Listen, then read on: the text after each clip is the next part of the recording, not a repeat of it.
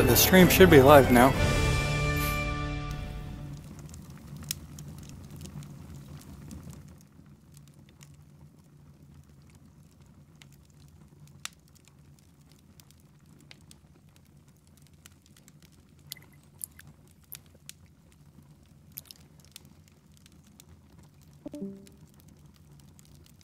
Wait, goodbye, Ron.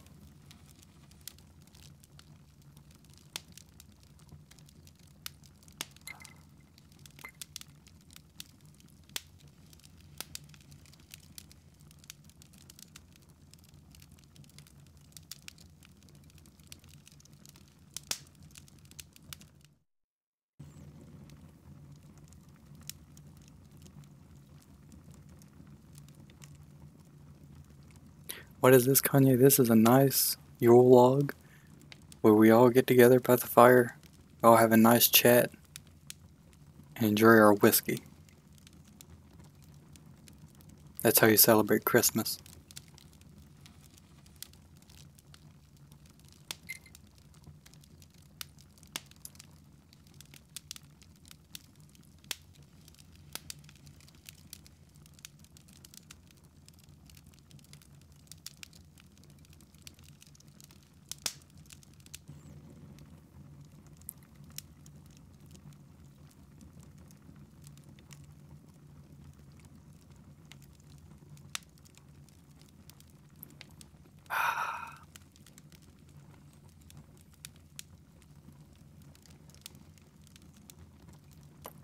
But I'm also not Nick Offerman, so.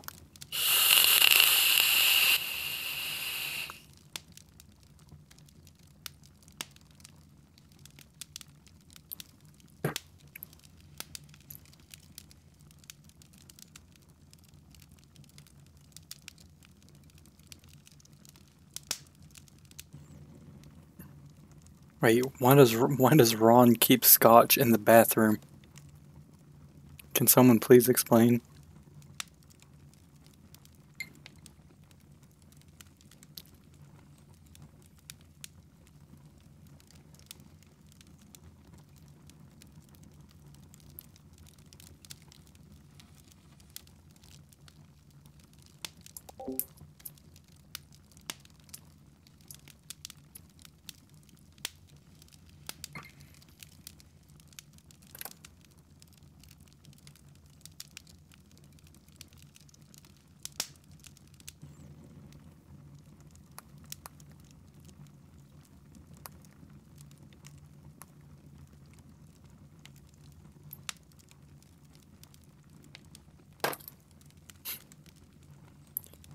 It looks great next to my Listerine.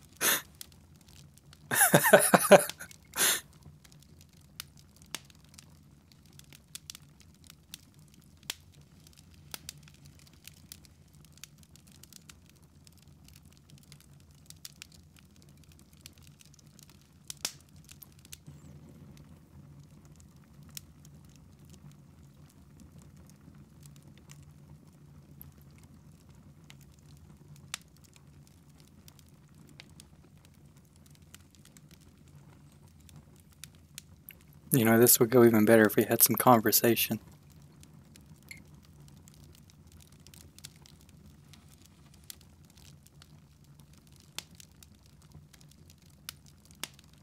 Yeah, Ron, please show us.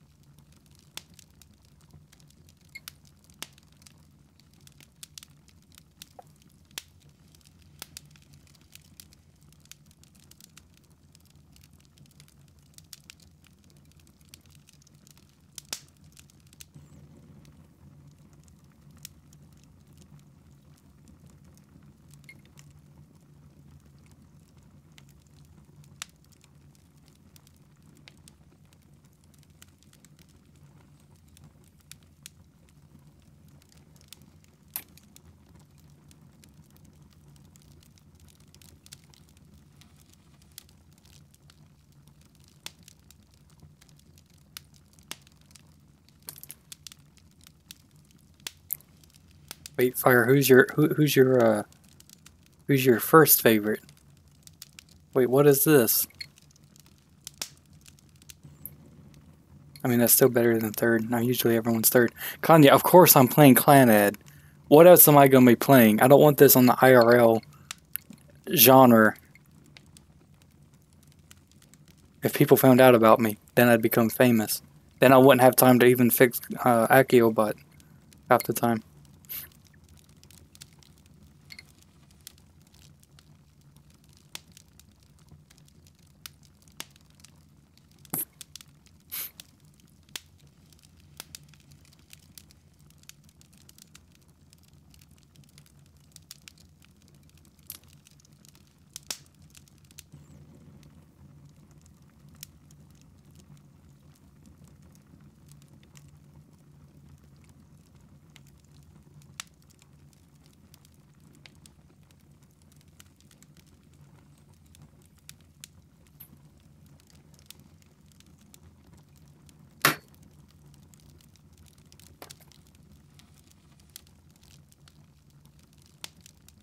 Wait, how am I supposed to play when I'm sitting in a leather chair with a fire going?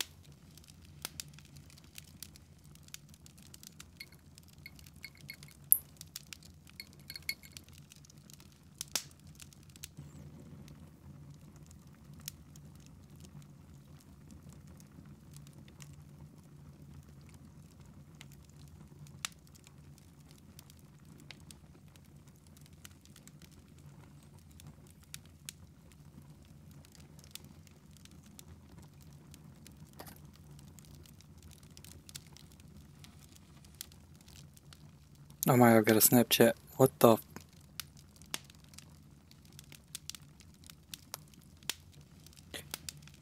I see.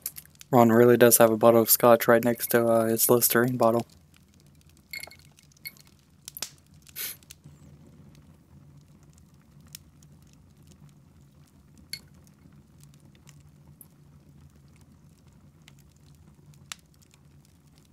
But he's got that interesting brand of scotch. He doesn't have that Lavallee 48 like my boy Nick Offerman drinks.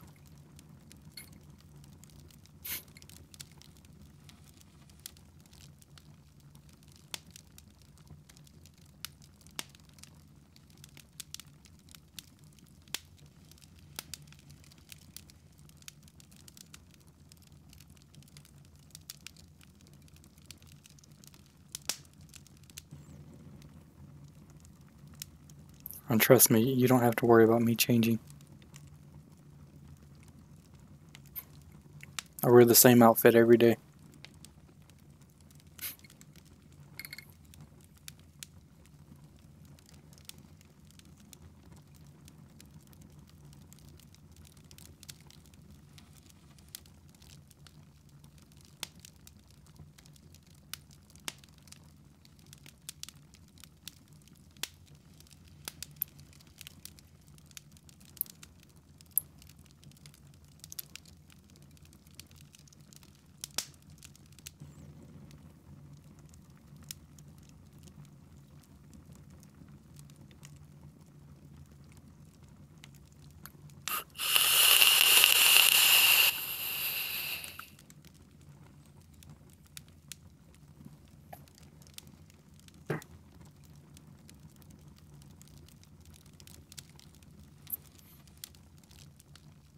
Yeah, Ron Snap was 10 out of 10. Even though he has a weird taste in Listerine flavors. I much more prefer the blue. That icy mentholy chill stuff going on. He got that kind of orange cough syrup kind of Listerine. I can't really flow with that.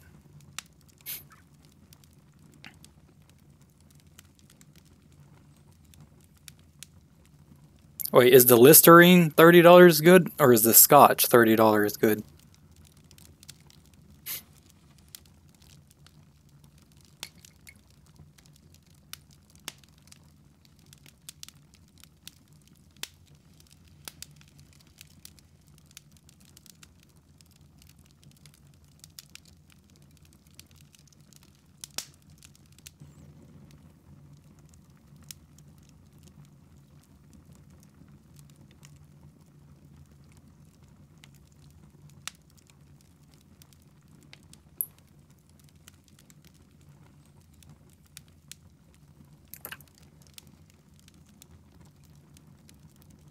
Oh, Kanye done sent me a snap. Oh no. Some Jack Daniels Tennessee whiskey. Oh. Kanye got some good taste.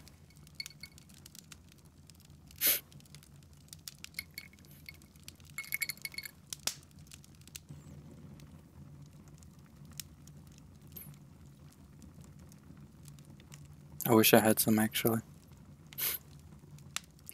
But alas.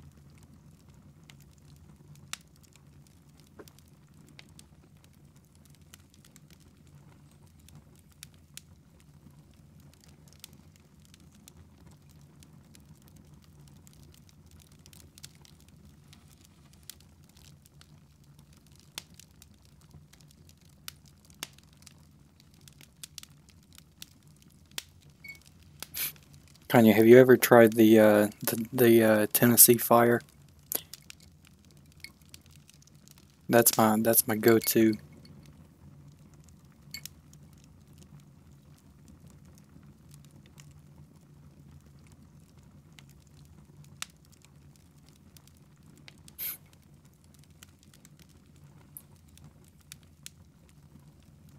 Oh, hello Matthew.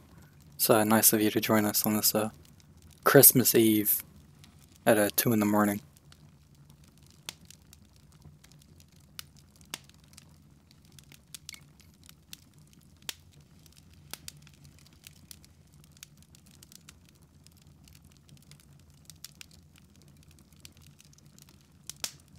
Kanye, it hits you strong on the first sip because it's good. Anything good wouldn't hit you hard, or anything bad wouldn't hit you hard. Excuse me. Merry Christmas, Matthew.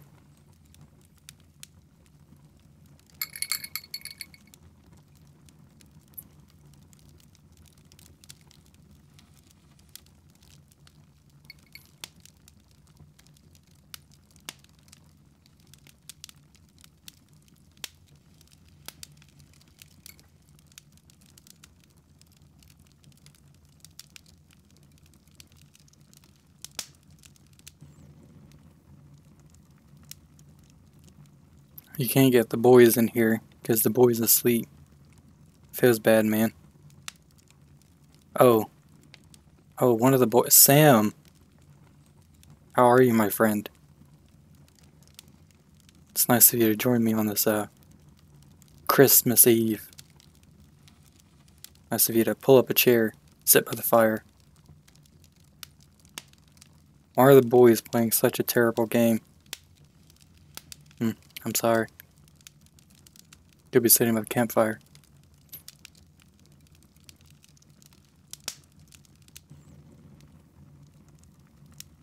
What am I drinking?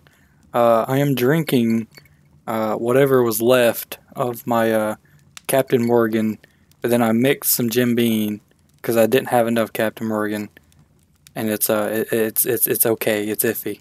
It's iffy at best.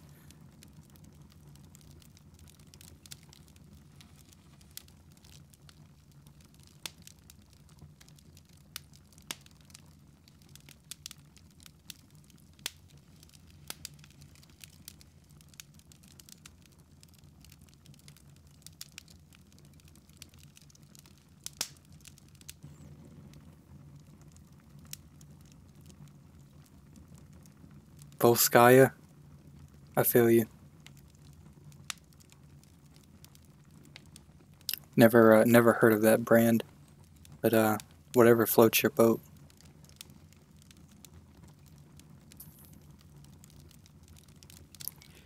You know, one thing I could be doing. Let me How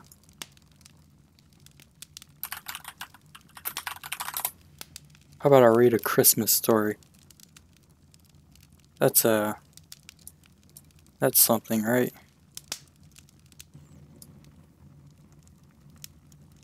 What was a good Christmas story I could be reading?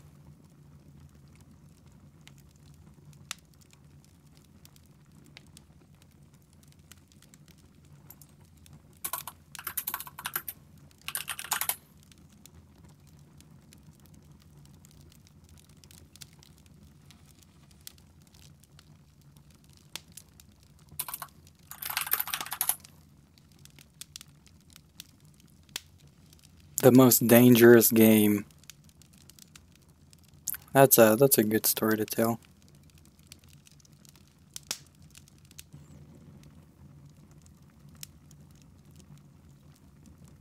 Ron, I certainly can. So we've got the Smock T-Priv, 212 watt. What's really nice about this is it's got some LEDs. Look at that. Fancy. For the tank, we've got the yule Crown 3, and I am sporting some Heisenberg juice.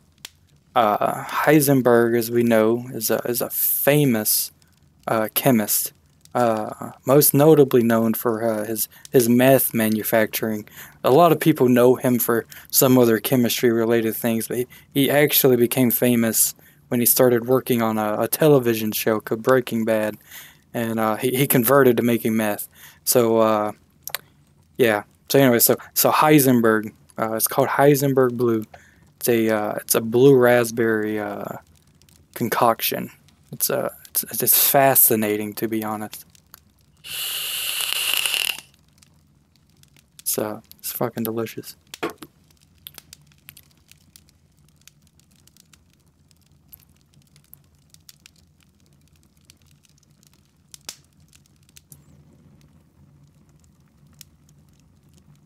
All right, so I'm gonna read.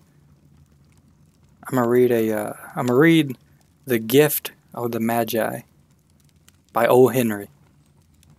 $1.87. That was all, and 60 cents of it was in pennies. Pennies saved 1 and 2 at a time by bulldozing the grocer and the vegetable man and the butcher until one's cheeks burned with the silent imputation of parsimony that such close dealing implied. 3 times Della counted it. $1.87, and the next day would be Christmas.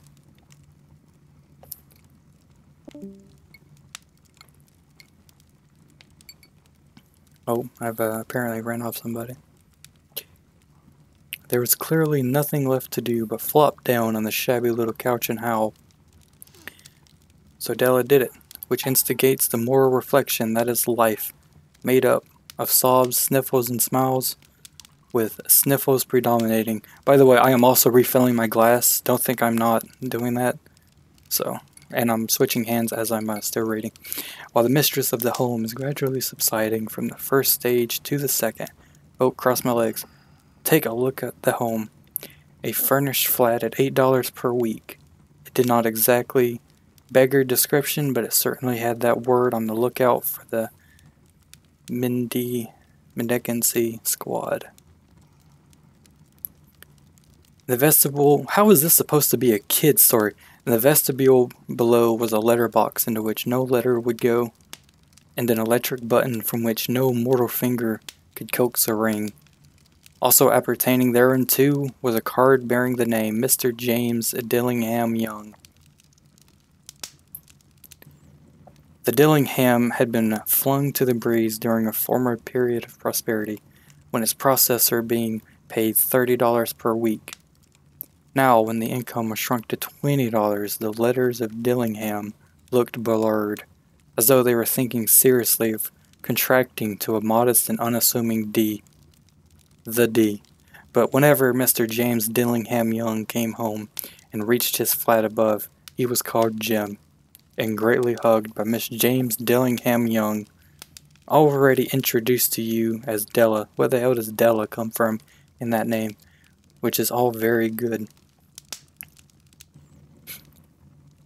Della finished her cry and attended to her cheeks with the powder rag.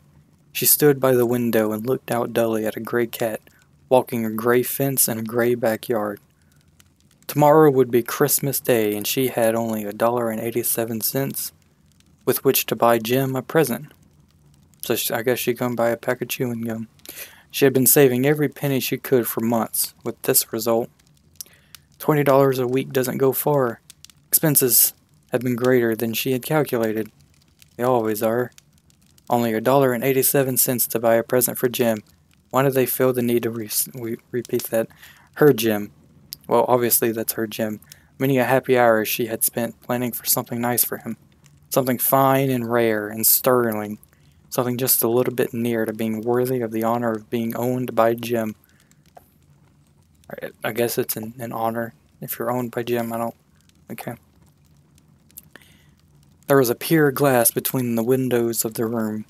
Perhaps you have seen a pier glass in an $8 bat. Nope, never have. A very thin and very agile person may, by observing this reflection in a rapid sequence of longitudinal strips, obtain a fairly accurate conception of his looks. Della, being slender, had mastered the art. Suddenly, she whirled from the window and stood before the glass. Her eyes were shining brilliantly, for her face had lost its color within 20 seconds. Rapidly she pulled down her hair and let it fall to its full length. Now there were two possessions of the James Dillingham Youngs in which they both took a mighty pride. One was Jim's gold watch that had been his father's and his grandfather's. The other was Della's hair. Why the fuck are you going to take pride in hair? Anyways, had the Queen of Sheba lived in the flat across the air shaft, Della would have let her hair hang out of the window some day to dry just to depreciate Her Majesty's jewels and gifts. Had King Solomon been the janitor, with all his treasures piled up in the basement, Jim would have put out his watch every time he passed just to see him pluck at his beard from envy. Pretty sure King Solomon wouldn't have been plucking at his beard. I wish I had that watch. But anyways. So now Della's beautiful hair fell about her, rippling and shining like a cascade of brown waters. It reached below her knee and made itself almost a garment for her. And then she did it up again, nervously and quickly. Once she faltered for a minute and stood still, while a tear or two splashed on the warm red carpet. Move this over so I can actually, yeah, okay.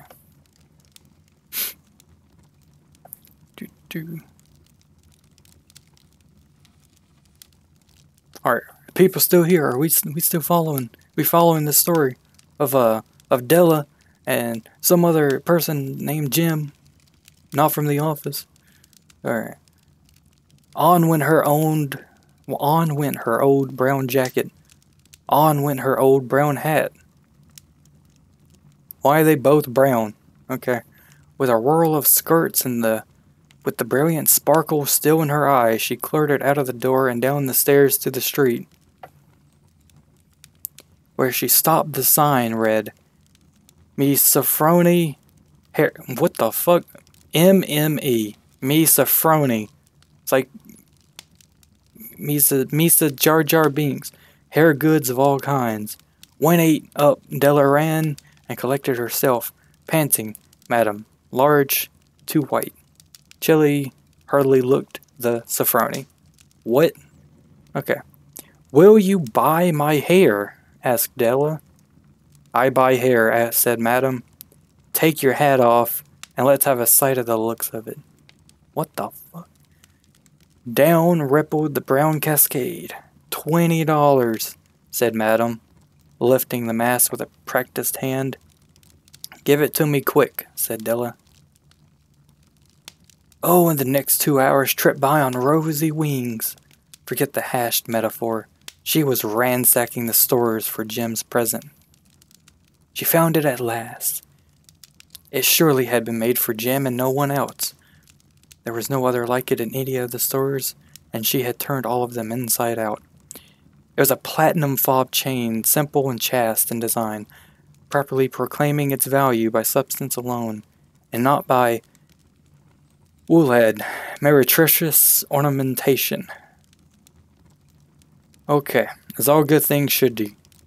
It was even worthy of the watch.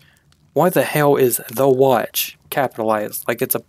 As soon as she saw it, she knew that it must be Jim's. It was like him. Quietness and value. The description applied to both. $21 they took from her for it. She hurried home with the 78 cents. Jesus, with that chain on his watch, Jim might be properly anxious about the time in any company. Grand as the watch was, he sometimes looked at it on the sly on account of the old leather strap that he used in place of a chain. When Della reached home, her intoxication... Okay, so she got drunk off this.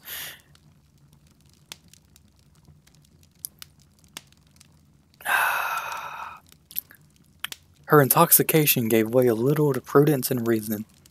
She got out her curling irons and lighted the gas, and went to work repairing the ravages made by generosity added to love, which is always a tremendous task, dear friends. A mammoth task. I gotta hit this, that's it. Jesus Christ.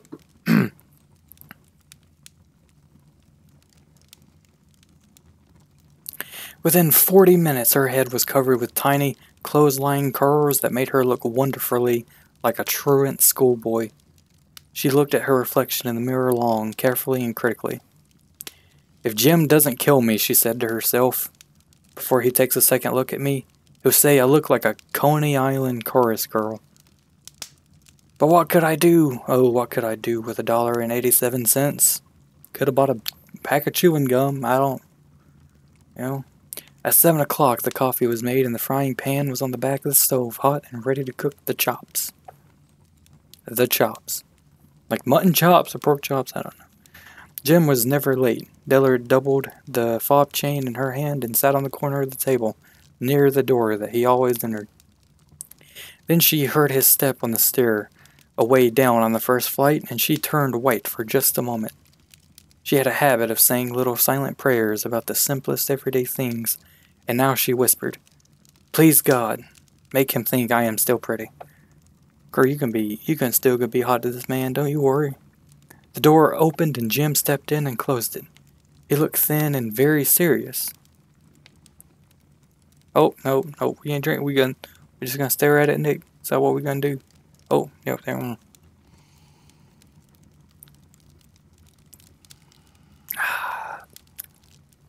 Poor fellow, he was only 22, and to be burdened with a family. Okay, take another.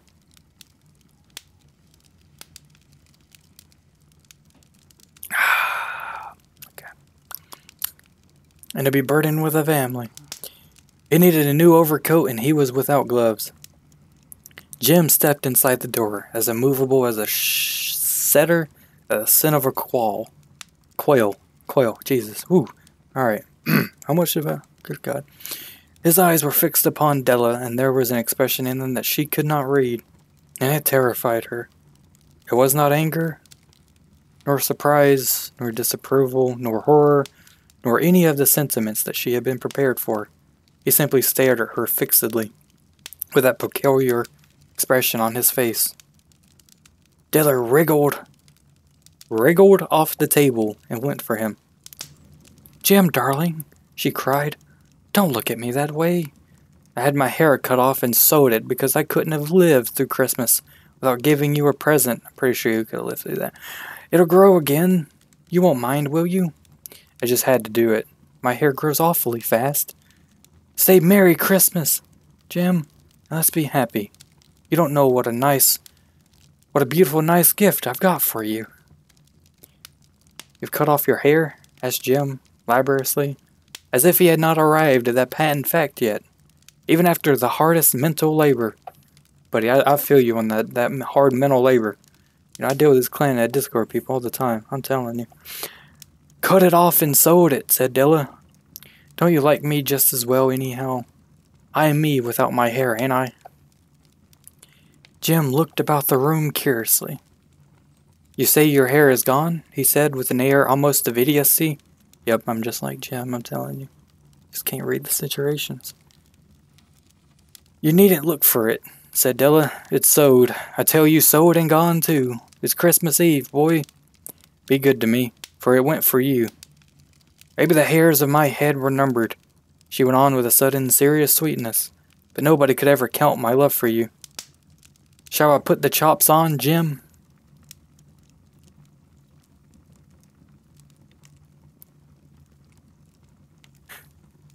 Out of his trance, Jim seemed quickly to wake. He enfolded his Della. Enfolded. What? This is a kid's. For 10 seconds, let us regard with a discreet scrutiny some inconsequential object in the other direction. $8 a week or $1 million a year, what is the difference? A mathematician or a wheat would give you the wrong answer. The Magi brought valuable gifts, but that was not among them. This dark assertion will be illuminated later on. Jim drew a package from his overcoat pocket and threw it upon the table. This man threw it. He didn't just sit it down. This man just whoosh, just fucking chugged it. Don't make any mistake, Dell. Okay, so now he's she's a computer company. "Don't make any mistake, Dell," he said, "about me. I don't think there's anything in the way of a haircut, or a shave, or a shampoo that can make me like my girl any less. But if you'll unwrap that package, you may see why you had me going for a while at first. Woo, lad." Jim's like, "I don't give a crap. You do what you do, you girl. I'm gonna love you anyway." I feel you, dude. White fingers and nimble tore at the string and paper, and then an ecstatic scream of joy, and then, alas, a quick feminine change to hysterical tears and wails, necessitating the immediate employment of all the comforting powers of the Lord of the Flat. For there lie the combs. Capitalized, by the way. The combs. The cat is capitalized. The set of combs side and back that Della had worshipped for long in a Broadway window. Beautiful combs. Pure turquoise shell. Tortoise shell. We're going to say that they're turquoise color too. With jeweled rims, just the shade to wear in the beautiful vanished hair. They were expensive combs, she knew, and her hair had simply craved and yearned over them without the least hope of possession. And now they were hers. The tresses that should have adorned the coveted adornments were gone. But she hugged them to her bosom, and at length she was able to look up with dim eyes and a smile and say, "My hair grows so fast, Jim." And then Della leaped up like a little singed cat and cried, "Oh, oh!" Jim had not yet seen his beautiful present. She held it out to him eagerly upon her open palm. The dull precious metal seemed to flash like a reflection of her bright and ardent spirit. "Isn't it dandy, Jim?" I hunted all over town to find it. You'll have to look at the time 100 times a day now. Give me your watch. I want to see how it looks on it. Instead of obeying, Jim tumbled down on the couch and put his hands under the back of his head and smiled. Dell, the computer company, said he. Let's put our Christmas presents away and keep them a while. They're too nice to use just that present. I sold the watch to get the money to buy your combs.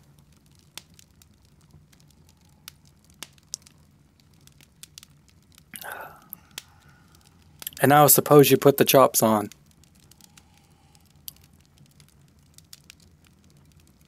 Magi, as you know, were wise men, wonderfully wise men who brought gifts to the babe in the manger.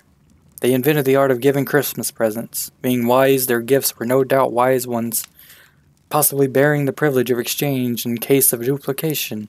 And here I have lamely related to you the uneventful chronicle of two foolish children in a flat whom most unwisely sacrificed for each other the greatest treasures of their house.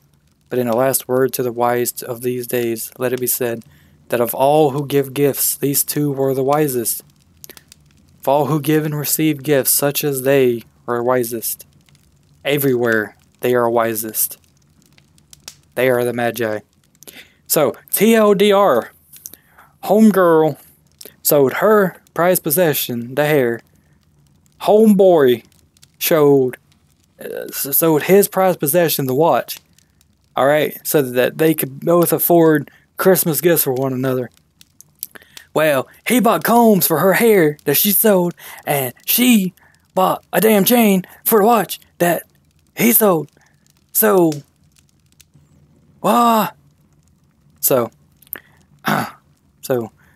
the moral of the story is that these people they sold the gifts that they liked and that they were most proud of, so that they could buy from one another. That true love, though, they love each other, and that's that. But anyway, the moral of the story is all who give gifts are the wisest. Of all who give and receive, they are wisest. So, this has been the gift of the Magi. Merry Christmas.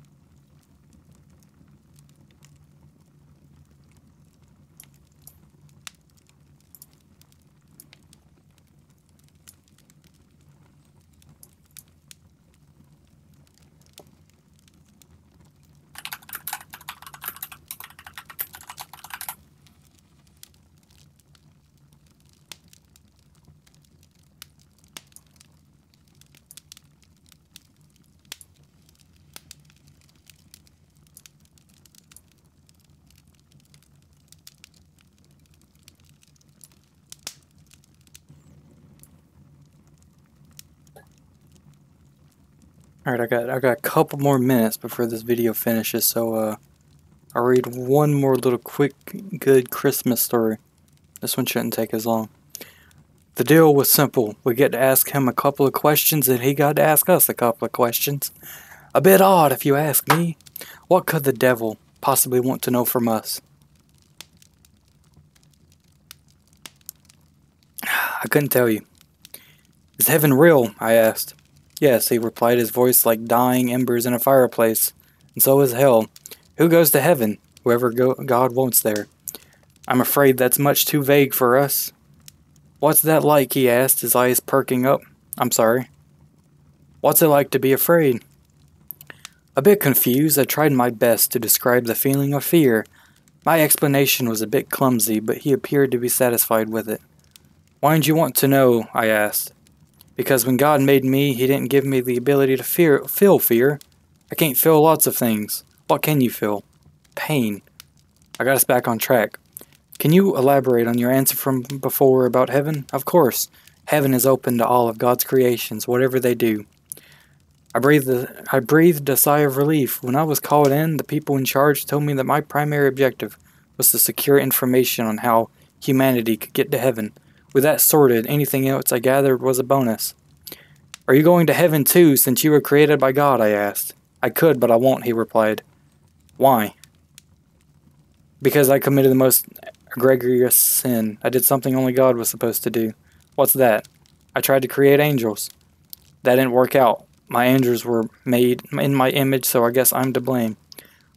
All they do is cause suffering and destruction, so God said they had to go to hell to suffer for an eternity. You mean the demons? Yes, I guess I do. I couldn't go to heaven, not while my creations were suffering.